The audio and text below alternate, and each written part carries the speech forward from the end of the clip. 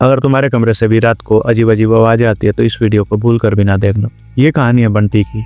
बंटी बताता है कि वो 2022 के वेकेशन में अपने कजिन के घर घूमने गया हुआ था, तो वहाँ के लोगों ने उसे एक स्टोर रूम दिया था रहने के लिए। कमरा पुराना था बट उसके लिए वो रूम अच्छा था। पहली रात को सब नॉर्मल होता है, लेकिन दूसरी रात को रात के 2 बजे कुछ अजीब सी आवाजें आती है, जैसे कि कोई अपने नाखून से लकड़ी को खुरच रहा हो। पहले उसको लगता है कि कोई छोटी मोटी सी आवाज होगी, लेकिन जब वो ध्यान से सुनता है तो वो आवाज कमरे से ही आ रही होती है। बंटी उठता है, अपने फोन की टॉर्च चलाता है और सब जगह देखता है, लेकिन वहाँ कुछ नहीं होता। लेकिन वो आवाज अभी भी रुक नहीं रही थी, लगातार आ रही थी। वहाँ कुछ नहीं होता है तो बंटी फिर जाके सो जाता है। अगले दिन फिर रात के 2 बजे वही सेम आवाज आती है, तो अपने वो कजिन को बताता है। तो कजिन उसका मुस्कुराते हुए कहता है, आवाज़ों से डर गए क्या?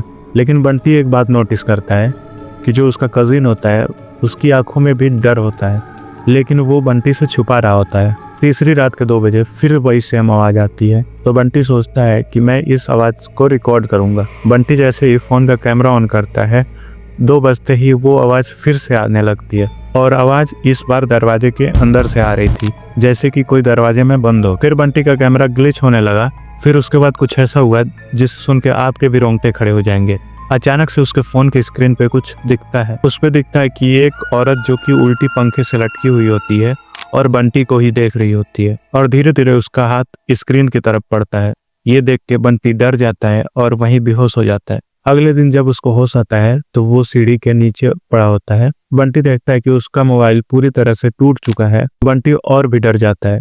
उसके बाद वो बैग उठाता है और अपने घर के लिए चला जाता है। उसके बाद से बंटी बताता है कि वो कभी भी वहां नहीं गया। बंटी तो उस रात बच गया, लेकिन आपके साथ भी कुछ ऐसी घटना हुई हो तो कमेंट में जरूर बताना।